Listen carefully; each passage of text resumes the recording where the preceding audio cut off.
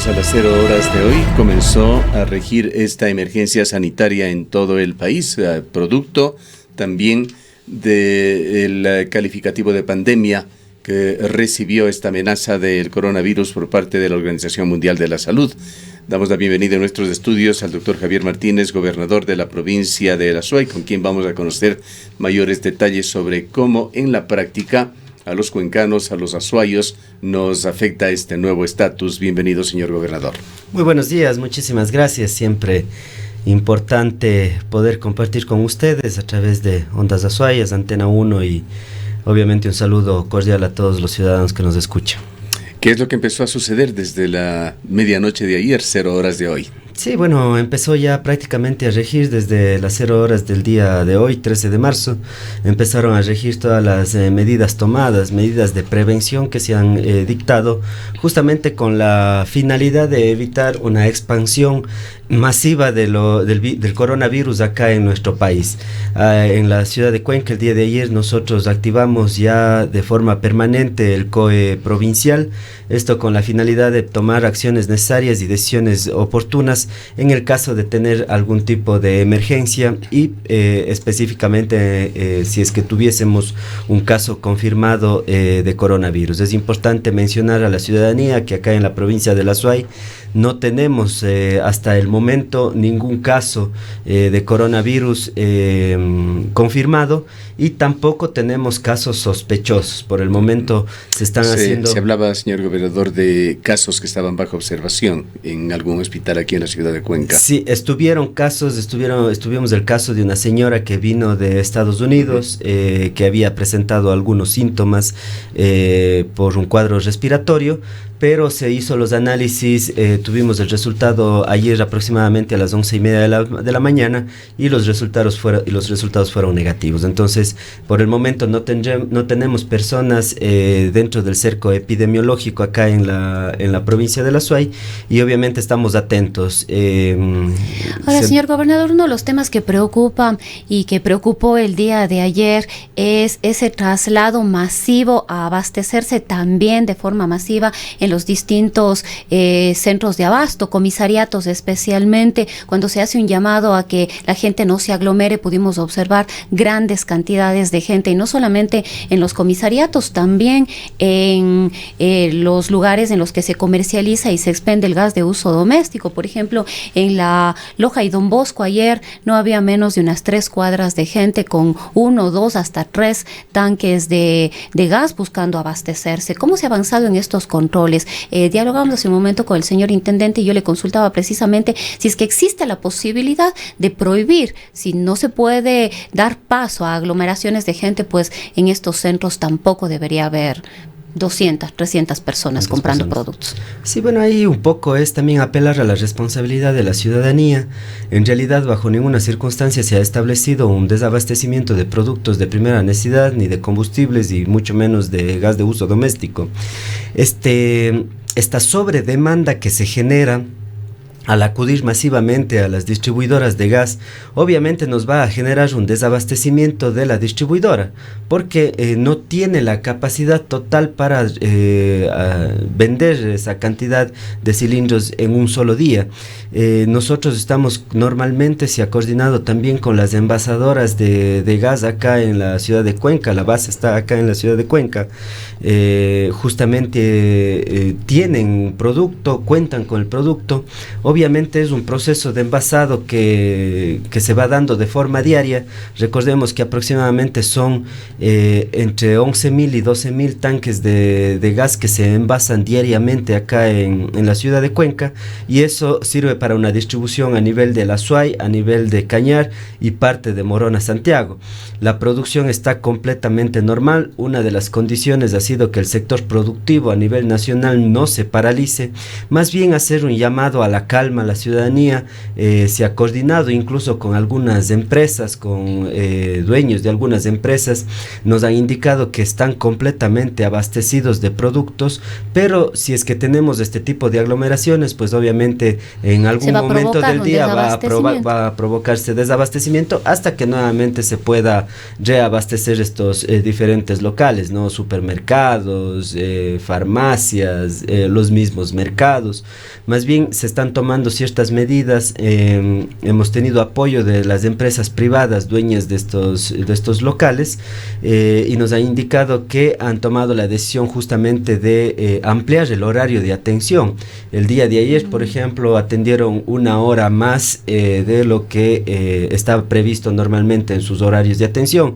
Estas son medidas que se toman emergentes también y de momento o en ese tiempo para poder abastecer esta sobredemanda que tenemos. Pero más allá de eso, no se tiene previsto ningún tipo de desabastecimiento de productos, todo sigue con normalidad.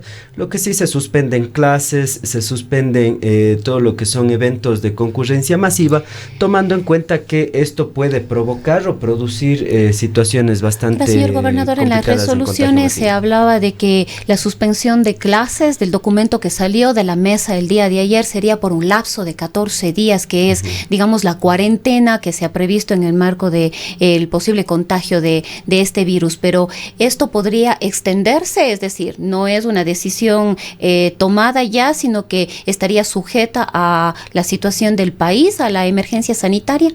Sí, este periodo de 14 días se lo ha dado o se lo ha denominado un aislamiento emergente preventivo, justamente para evitar que nosotros acá en el país podamos tener contagios masivos de lo que es el coronavirus, tomando en cuenta experiencias de otros países como Italia, Francia, España, que lamentablemente han tenido ya en estos últimos días contagios masivos. Estos son países que más bien no tomaron las medidas oportunamente.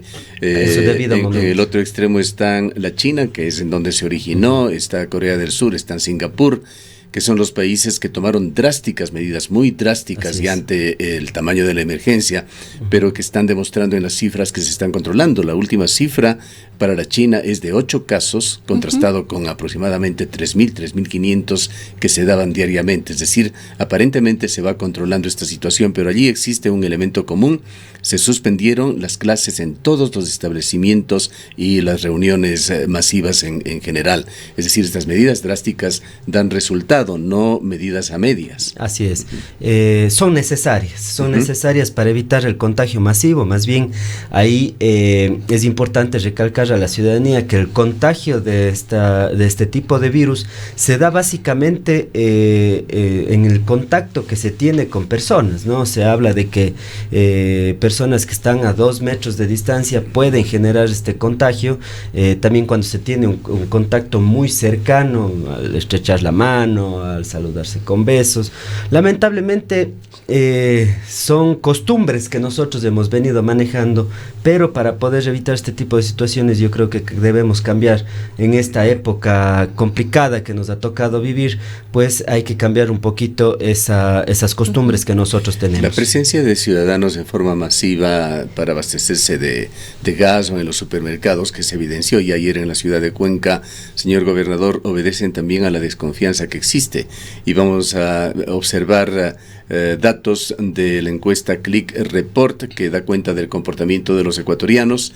Según esta encuesta, la población siente que no está lista para enfrentar al coronavirus. Un 89,2% de los consultados, esta encuesta se la hizo en Guayaquil y Quito, tienen la sensación de que faltan las condiciones necesarias para combatir la pandemia. Entonces, de allí la reacción natural de intentar abastecerse, de tomar previsiones para una amenaza que en alto grado es aún desconocida para los ecuatorianos.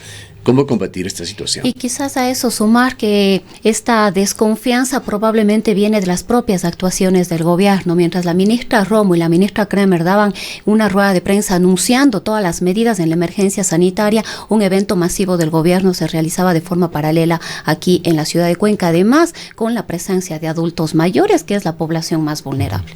Así es, yo creo que es importante mencionar una una de las situaciones que nos ha generado mucho caos es la información falsa, las falsas noticias que a veces circulan a través de redes sociales. Yo creo que esa es una de las situaciones que ha generado más impacto. Recordemos recientemente, el día martes, cuando se habían anunciado una cadena nacional por parte del presidente para determinar las medidas económicas que se van a tomar justamente por esta emergencia mundial sanitaria y también por la reducción del precio del petróleo. Asimismo, la gente se abarrotó de forma masiva a gasolineras, a distribuidoras de combustible, con la finalidad de tratar de abastecerse, ¿no? Entonces, ahora con este anuncio de medidas sanitarias que se toman, pues sucedió exactamente lo mismo. Entonces, es importante mencionar a la gente que debe estar informada a través de medios de comunicación, porque a este momento los medios de comunicación están pasando la información generada de los canales oficiales. Es el momento en el que hay que hacer énfasis en la responsabilidad de los medios de comunicación. Así es extremadamente cuidadoso en lo que se informa. Exactamente, justamente esa es una de las peticiones que hemos hecho, y acá en Cuenca estamos logrando esa situación. La información que los medios de comunicación están dando a conocer es justamente la emitida por el Ministerio de Salud Pública, que es el vocero oficial. La ministra Catalina Andramuño es la vocera oficial en estos casos de coronavirus. Y con respecto justamente a lo que usted mencionaba, estimada Rosana, pues sí, las medidas empezaron a regir a partir de las 0 horas del día de hoy, 13 de marzo. En realidad era un evento que estaba organizada ya desde hace algún tiempo atrás, justamente con alcaldes. Tuvimos la presencia de los 15 alcaldes de la provincia de La Suay. Era la firma de los convenios justamente y en beneficio de estos grupos vulnerables, ¿no? Niños de 0 a 3 años, era un evento del MIES. Mayores. Sí, era un evento del Ministerio de Inclusión Económica y Social en el cual estuvimos presentes, y obviamente se firmaron diferentes convenios en beneficio de la provincia. Señor gobernador, así como tomábamos como referente lo que se ha hecho en estos países, Singapur, Corea del Sur, la China, con respecto a las concentraciones masivas y al funcionamiento de los centros de estudio, también tienen generan otro referente importante estos países con el diagnóstico, la velocidad con la que diagnostican. En la China han desarrollado extraordinariamente este tema, habiendo sido ellos de alguna manera los responsables de esto, pero hay una gran diferencia entre los países que toman de una manera más relajada. El caso de Italia, por ejemplo, que al comienzo no dio importancia, no chequeó a sus habitantes. Lo que pasa con el propio Estados Unidos, la gran potencia mundial, que tampoco dio la importancia debida, y que están ellos conscientes de que esos 1,000 casos aproximadamente que se dice que tienen, pueden ser muchísimos más. Ayer había un alto funcionario del gobierno de los Estados Unidos que señalaba que el caso puede llegar a cifras realmente grandes porque no está bien diagnosticada la situación. Lo propio pasa a Ecuador, y es también lo que apunta a esta desconfianza expresada de distintas maneras por las personas, por la gente en las calles. Obligadamente nosotros tenemos que hacer un seguimiento muy cercano de lo que está sucediendo para tratar de informar de la mejor manera. Y aquí surge una pregunta de los kits para prueba de diagnóstico que existen en Ecuador. Recordemos el primer caso sospechoso aquí de una persona que finalmente se dijo tenía hepatitis. Demoró, nos parece que fue como 15 días para que se dé un diagnóstico. Y luego la señora ministra de Salud dijo que se habían recibido ya 100 kits para diagnóstico en Ecuador. No hemos vuelto a saber de que se haya recibido más kits o que el gobierno haya importado de una manera urgente. Esta es una información clave. Tiene que incrementarse el número de diagnósticos, eso va de la mano con el control. De otra manera estamos viviendo o podríamos vivir una especie de ficción. Quizá una recomendación en este sentido, que se diga claramente qué capacidad tiene Ecuador. Se ha dicho además que hay un solo sitio, que era en la ciudad de Guayaquil, el Instituto Izquieta Pérez, y que ahora se va a abrir otro centro en Quito para hacer estos diagnósticos. ¿Qué pasa con Cuenca y el resto del país? Aquí no es un asunto de centralismo, sino de ser efectivos, de ser expeditos en estos diagnósticos, que además va de la mano con la toma de medidas. Quizá valdría la pena aclaraciones en este sentido. Sí, no, más bien en ese sentido, el día de ayer tuvimos una videoconferencia desde el ECU 911, el momento que se estaba constituyendo ya el COE provincial, el COE nacional. Ahí tuvimos una conversación incluso con el señor presidente de la República, el señor vicepresidente, y se conversaba también sobre algunos temas, ¿no? Que al ser esta una enfermedad nueva, una situación que Ecuador no la había vivido anteriormente, y creo que a nivel mundial tampoco. Tuvimos el caso del H1N1 en su momento, pero obviamente al ser una enfermedad nueva siempre genera algunas dudas. Con respecto específicamente al tema de los exámenes, de los que son fundamentales en estos momentos, de las muestras, se tiene y se nos informó de que hay aproximadamente 25,000 esto es muy reactivos para poder hacer las muestras, ¿no? De esas 25,000 nosotros tenemos hechas 129 pruebas a nivel nacional. Son la cantidad de pruebas que se han hecho dentro de las personas que han estado en los cercos epidemiológicos a nivel del país. Más allá de eso, efectivamente teníamos en su momento un solo punto, un solo lugar que estaba capacitado y que estaba autorizado para hacer las pruebas. Desde el día lunes se va a extender. Vamos a tener en Cuenca, se van a poder hacer las pruebas justamente en el INSPI o el ex Izquieta Pérez, que se le conocía antes. Se van a poder ya hacer aquí en Cuenca, se van a poder hacer en Quito. Desde la próxima semana. Sí. Pero sería estrictamente en el INSPI, porque si no me equivoco, le escuchamos anoche a María Paula Romo y ella decía que existía la posibilidad de que laboratorios privados puedan también ser parte de este contingente para la realización de estas pruebas. Sí, yo creo que vamos a ir avanzando. En primera instancia, los privados están en la capacidad, laboratorios privados también están en la capacidad de generar estas pruebas. Más allá de eso, deberán pasar por una capacitación específica para determinar y evitar en su momento falsos positivos o falsos negativos, ¿no? Ese es un poco el temor que se tiene.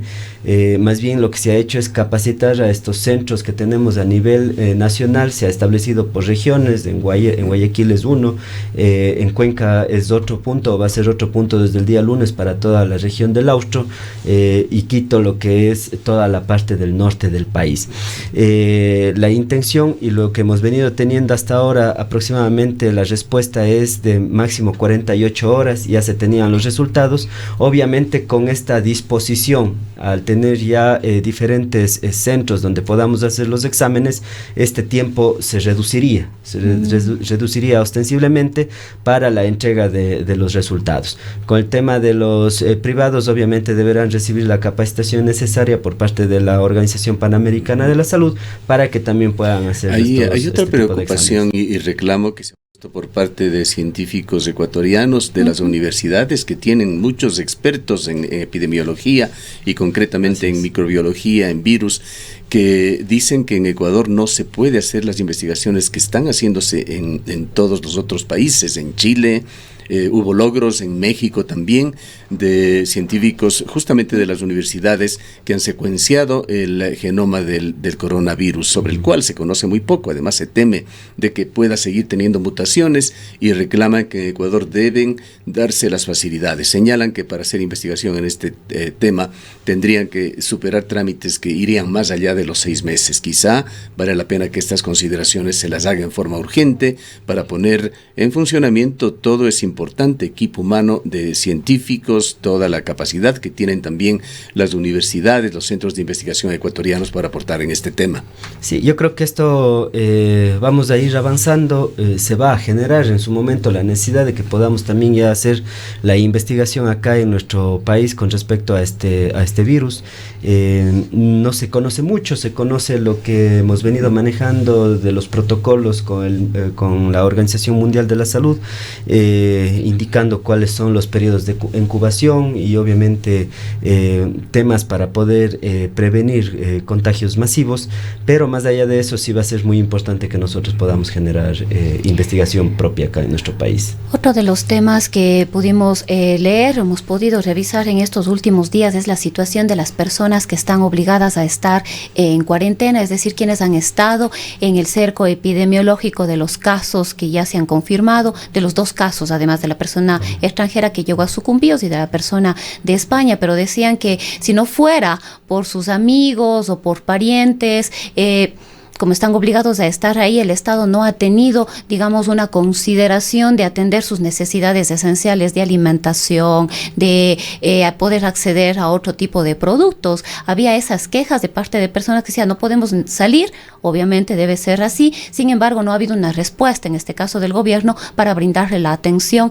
en ese momento de la cuarentena a este tipo de personas. Sí, estimada Rosana, también un poco vamos aprendiendo en el caminar, ¿no? Esa es la realidad. Se ha dispuesto ya, el MIES va a apoyar en este sentido.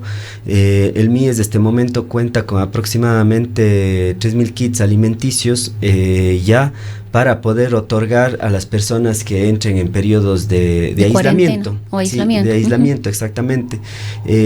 Recordemos que el aislamiento es aproximadamente de 14 días a las personas que sean consideradas como casos sospechosos, y obviamente en el caso de no poder asistir o que no puedan ser asistidos, se ha establecido una coordinación entre el MIES y el Ministerio de Salud Pública.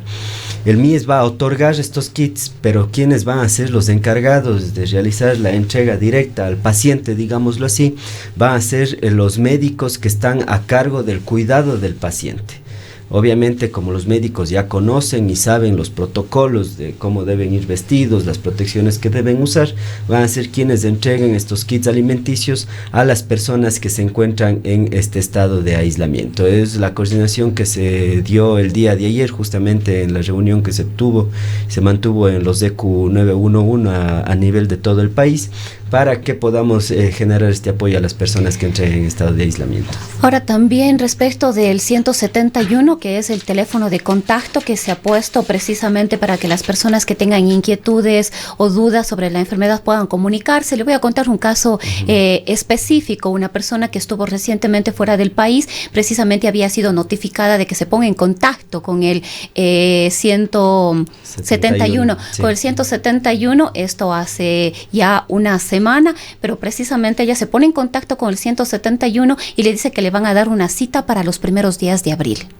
Entonces uno piensa que hay estos lapsos en los que se debería tener precisamente en consideración si una persona estuvo en el extranjero, para que la atención sea inmediata y se pueda dar cualquier proceso, ya sea de aislamiento o de pruebas necesarias para ver si la persona tiene o no este virus, el COVID-19. ¿Cómo está funcionando esto? Parecería que en realidad la capacidad de las citas tampoco es la oportuna en este caso para decirle a la gente y atenderla de forma oportuna frente a este tipo de situaciones. Sí, hemos ido mejorando, hemos ido mejorando en el tiempo, hemos tenido algunos reclamos justamente con respecto a esta línea de ayuda y de atención que es la 171. Una de las razones fundamentales es evitar la aglomeración de los ciudadanos también en los centros de salud, en los hospitales. Que de forma innecesaria. Exactamente, y nos ha ayudado más bien de forma importante. Hasta el momento se han atendido 10.000 casos a través del 171, y esto ha evitado que esas 10.000 personas se abarroten a sí mismo en los hospitales, en los subcentros de salud. Una de las, al tener el primer contacto a través del 171 se hace una especie de rastreo, ¿no? Un rastreo de dónde estuvo la persona, si la persona efectivamente tuvo algún contacto con una persona que sea un caso confirmado de coronavirus, y obviamente en base a eso se van tomando las definiciones y las resoluciones. Se designa una fecha para atención, se designa el lugar donde debe acudir para la atención correspondiente. Es por esa razón también que nosotros hemos tomado algunas decisiones acá, gracias al trabajo de la coordinación zonal del Ministerio de Salud. En el caso, por ejemplo, de los subcentros de salud, ha incrementado el horario de atención. Nosotros teníamos subcentros de salud que atendían de 8 de la mañana hasta las 17 horas. y ahora se ha extendido la atención de 8 de la mañana a 22 horas. Esto justamente para hay personal especializado allí para un en los centros de prediagnóstico. salud están ya los médicos capacitados, se han venido ya capacitando de forma permanente durante estos días para poder realizar la atención y el diagnóstico correspondiente para determinar si es que efectivamente los síntomas pertenecen al tema de coronavirus. Dentro de esto, señor gobernador, y perdóneme la interrupción, el día de ayer hubo declaraciones muy claras, muy específicas de los alcaldes de las dos principales ciudades del país, de Guayaquil y de Quito, con medidas muy concretas que se estaban coordinando. Cuenca siempre un poquito más lenta, no ha tenido un pronunciamiento tan claro. En Quito, por ejemplo, el alcalde hacía énfasis en la prevención, pues decía, Quito tiene solamente 200 camas, 200 personas en cuidados intensivos a quienes se puede atender, y del resto pues simplemente tendremos que atenernos a lo que venga. ¿Cuál es la situación de Cuenca en este sentido? ¿Qué capacidad hospitalaria tenemos? Y sobre todo es fundamental que una vez que se ha activado ya el COE, el Comité de Emergencias, se den pronunciamientos muy claros y específicos que guíen la conducta de la población. A ver, nosotros justamente el día de ayer coordinamos tanto con las diferentes instituciones que conforman el COE, ¿no? Entonces ya se ha determinado, hoy vamos a hacer una visita a algunos de estos lugares, pero principalmente el Hospital Vicente Corral Moscoso es el hospital designado como centinela acá en nuestra provincia de La Suay, y obviamente los casos que tengan o que se verifiquen como casos confirmados de ser necesario, pues serán internados en el hospital. Se ha definido ya una área específica dentro del Hospital Vicente Corral Moscoso, que cuenta ya con todas las condiciones para poder atender este tipo de casos. ¿Tiene un dato de la capacidad en cuanto al número de pacientes que podrían atenderse? Nosotros tenemos en este momento una capacidad de 20 camas con la posibilidad de forma inmediata incrementar a 40. Esa es la capacidad que tenemos en este momento. Más allá de eso, también el hospital del Instituto Ecuatoriano de Seguridad Social ha dado las facilidades necesarias. También ya tenemos un área aislada. El día de hoy haremos una visita también a este lugar para poder identificar y determinar la capacidad que tenemos. Pero por el momento ya se pueden hacer atenciones ahí también en el hospital del IES para poder determinar si es que efectivamente tendríamos un caso sospechoso. Adicionalmente a esto, también hemos tomado una medida que es a través del Servicio Nacional de Gestión de Riesgos, la Coordinación Zonal 6, ha determinado y tienen ya identificados lugares que pueden ser considerados para establecer aislamientos, ¿no? Son lugares específicos que se tiene ya identificados en casos de emergencia que podrían también ser utilizados. ¿Qué medidas rigen a partir de hoy, señor gobernador, con respecto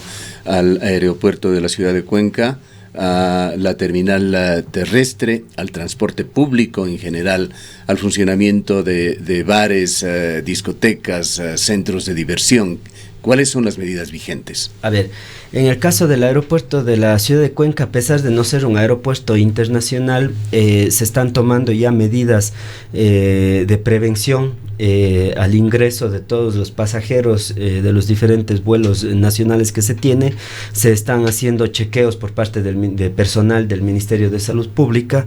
Estos chequeos tienen que ver directamente con toma de temperatura a través de los termómetros digitales láser, y también medidas de prevención, entrega de gel antiséptico y obviamente otras instrucciones adicionales que deben tomar en cuenta los pasajeros.